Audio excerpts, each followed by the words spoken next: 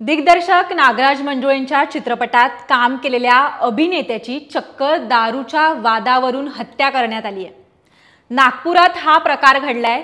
बाबू छत्री असं या कलाकाराचं नाव आहे। बाबू छत्रीने झुंड या चित्रपटात काम केलं होतं। नागराज मंजुळे तर आपल्या सगळ्यांना माहितीच आहे, ते जेव्हा चित्रपट करतात तेव्हा स्थानिक तरुणांना वाव देतात आणि त्यांनाच अभिनयाची संधी देतात। तसंच नागराज मंजुळेंनी नागपुरातल्या या बाबू छत्रीलाही अभिनयाची संधी दिली होती। त्याचं झालं असं की पोलीस स्टेशनला रात्री 3 वाजता फोन वाजला आणि तेव्हा कळलं की एका तरुणाला चक्क वायरने बांधून ठेवलंय आणि त्याच्या अंगावरती वार आहेत, तो जखमी अवस्थेत आहे।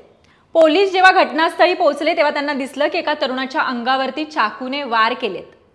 पोलिसांनी त्याला तातडीने हॉस्पिटलला नेलं, पण डॉक्टरांनी सांगितलं की त्याला हॉस्पिटलला आणण्यापूर्वीच त्याचा मृत्यू झालाय। बाबू छत्रीचा मित्र ध्रुव साहू हा बाबू छत्रीच्या घरी आला, तो त्याला घेऊन गेला। त्यावेळेला बाबू छत्री हा दारूच्या नशेतच होता। या दोघांमध्ये पहिलाच दारूवरून वाद होता, तो पुन्हा वाद उफाळला, तो चिघळला आणि त्याचं रूपांतर हे खुनात झालं। ध्रुव साहूने बाबू छत्रीवर चाकूने हल्ला केला आणि त्याच्यामध्ये त्याचा जीव गेला। दोन मित्र असतात, ते एकत्र येतात, त्यांचे विचार वेगवेगळे असतात, त्यांच्या आवडीनिवडी वेगवेगळ्या असतात, त्याच्यावरून वाद होतात आणि ते मिटतात पण। दारूचा राग मित्राने मित्रावर काढला आणि चाकूने सपासप वार केले। या रागाचा बळी ठरला बाबू छत्री। झुंड चित्रपटातील या कलाकाराचा बाबू छत्रीचा असा दुर्दैवी अंत झालाय।